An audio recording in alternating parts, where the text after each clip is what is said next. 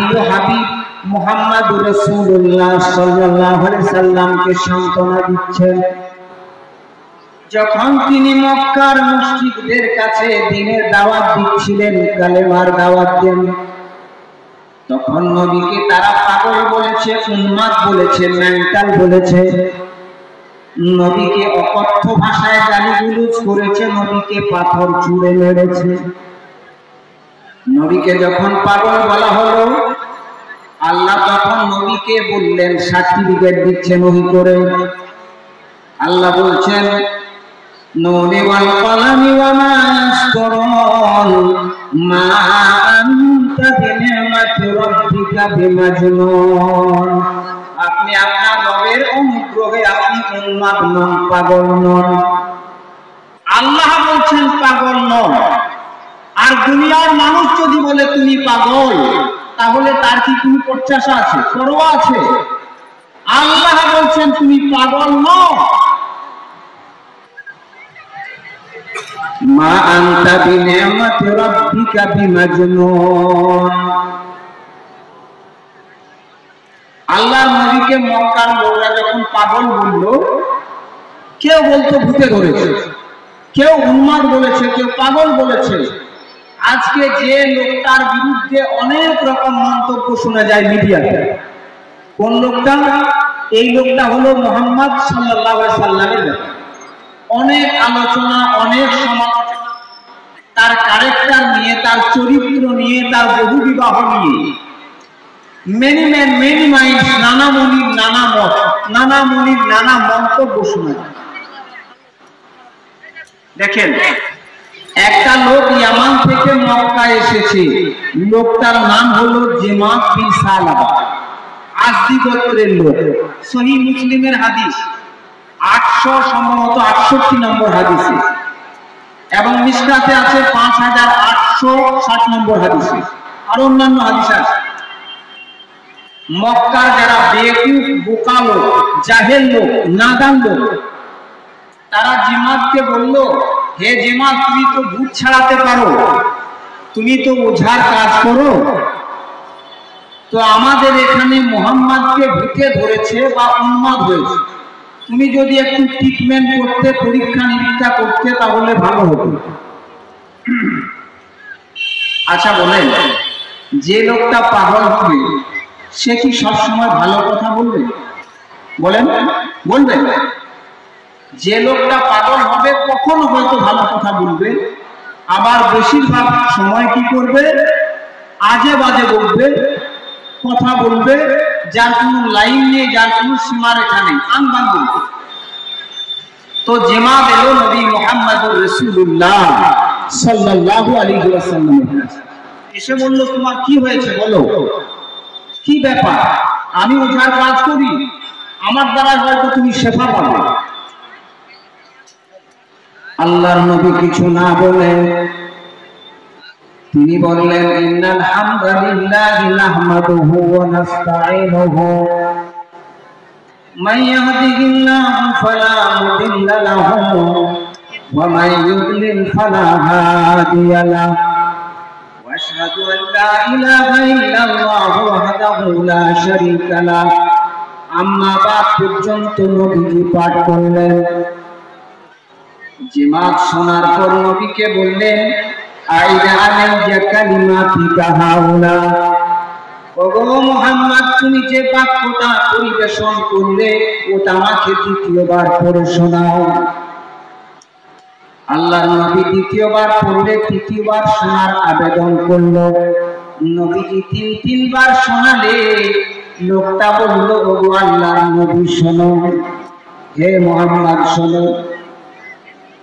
সামিতু কাওলাল কাহানাতি ওয়া কাওলাস সাহারাতি ওয়া কাওলাশ শুআরা, আমি অনেক গণকের কথা শুনেছি, আমি অনেক জাদুকরের ডায়লগ শুনেছি, আমি অনেক কবিদের কবিতা শুনেছি, কিন্তু জীবনে আপনার মতো উচ্চারিত সুন্দর কথা আমি আমার বাপের জন্মে জীবনে শুনিনি। এত সুন্দর কথা আপনি বলেন, এত সুন্দর মার্জিত ভাষা, মধুর ভাষা, গচ্ছিত ভাষা আপনি ব্যবহার করেন, আপনার হাতটা প্রসারিত করুন। রাসূলুল্লাহ সাল্লাল্লাহু আলাইহি ওয়াসাল্লাম হাতটা বাড়ালে সে জিমাত নিজের মনের ভূতটা ছাড়িয়ে বাড়ি চলে গেল কালেমা পড়ে। বলেন সুবহানাল্লাহ। এর নাম হলো ইসলাম। রাসূলুল্লাহ সাল্লাল্লাহু আলাইহি ওয়াসাল্লাম ভালো কথা বলতেন, হাসি মুখে বিশুদ্ধ, মার্জিত এবং সুন্দরভাবে কথা বলতেন, যা দ্রুত শ্রোতাকে আকৃষ্ট করেছিল, যা দ্রুত আকৃষ্ট করত।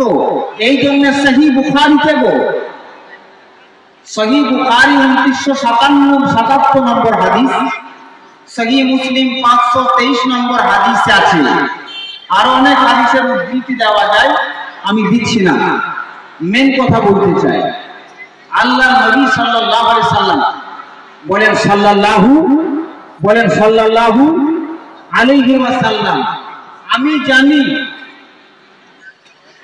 জানি অনেক আনন্দ দেওয়ার কথা আমি বলতে পারি। মজলিস জমানার কথা বলছেন, ইচ্ছা করলে মজলিস জমিয়ে দিতে পারি, ভরে যেতেও পারে, কিন্তু যারা সত্যিকারের শোনার তারা শুনুক। ইন্না ফি যালিকা লাযিকরা লিমান কানা লাহু কলব। এই কোরআনটা হচ্ছে তাদের জন্য উপদেশ নসিহত, যাদের কালব আছে, অন্তর আছে, হৃদয় আছে, শোনার মানসিকতা আছে। আও আল-কাসামা ওয়া হুয়া শাহীদ। আর তারা কি করে? কান লাগিয়ে শ্রবণ করে, আর কোথায়? ওয়া হুয়া শাহীদ, উপস্থিত থেকে শ্রবণ করে। ও দূরে থেকে, বাড়ি থেকে, নানির বাসা থেকে শুনবে যাবে, কাছে এসে শ্রবণ করবে। তার জন্য কোরআনটা হচ্ছে উপকারী, উপদেশ নসিহত। রাসূলুল্লাহ সাল্লাল্লাহু আলাইহি সাল্লাম বলছেন, ফুদ্দিলতু আলাল আম্বিয়া বিসিত। আমাকে 6টা জিনিসের দ্বারা সমস্ত নবীদের উপরে শ্রেষ্ঠত্ব দেওয়া হয়েছে। কয়টা বললাম? 6টা জিনিস। নাম্বার 1, উতিতু জাওয়ামিআল কালিম। রাসূলুল্লাহ বলছেন, আমাকে ব্যাপকার্থক ভাব সংক্ষিপ্ত আকারে প্রকাশ করার যোগ্যতা দান করা হয়েছে। অনেক বড় সেন্টেন্স, অনেক বড় ভাব, যেটাকে রাসূলুল্লাহ সাল্লাল্লাহু আলাইহি ওয়াসাল্লাম অল্প কথায় প্রকাশ করতেন। যদি গণনাকারী ইচ্ছা করতো আমি গুনবো, তাহলে সহজেই নবীজির কথা তারা গুনতে পারত। কেটে কেটে নবী বলতেন, সুন্দর এবং মার্জিত, বিশুদ্ধ মার্জিত ভাবে কথা বলতেন। আসেন, আমি আজকে আপনাদের বলবো, আমরা নিজেদের ভাষাগুলোকে আয়ত্ত করব, কন্ট্রোল করব, সীমা ছাড়া আনলিমিটেড ভাষা প্রয়োগ করব। মানুষকে এমন কথা বলবো না যে তারা আহত হয়, তারা আন্তরিকভাবে দুঃখিত হয়। এটা হতে পারে আপনার জাহান্নামে যাওয়ার কারণও হতে পারে। আল মুসলিমু মান সালিমাল মুসলিমুনা মিন লিসানিহি ওয়া ইয়াদিহি। এই যে জুবান, এইটা ঠিক থাকবে, এটা যেন লিমিট ক্রস না করে, এটা খেয়াল রাখতে হবে। বলে মনসা ভালো ভাষা বললে লাভ তো কিছু চাই না, লাভ কথাই তো বলে মানুষ লাভে লোহা বোয়ায়, বিনা লাভে কেউ তুলো বোয়ায়। দেখেন, আল্লাহর নবী মুহাম্মদ রাসূলুল্লাহ সাল্লাল্লাহু আলাইহি ওয়াসাল্লাম বলছেন, এটা জামে তিরমিজি 1986 নম্বর হাদিসে আছে এবং 2527 নম্বর হাদিসে আছে। আরো অন্যান্য হাদিস আছে। শাইখ আলবানী রাহিমাহুল্লাহ সহিহ তারগিব 617 নম্বর হাদিস, 946 নম্বর হাদিস, 2692 নম্বর হাদিস এবং 3717 নম্বর হাদিসে আছে।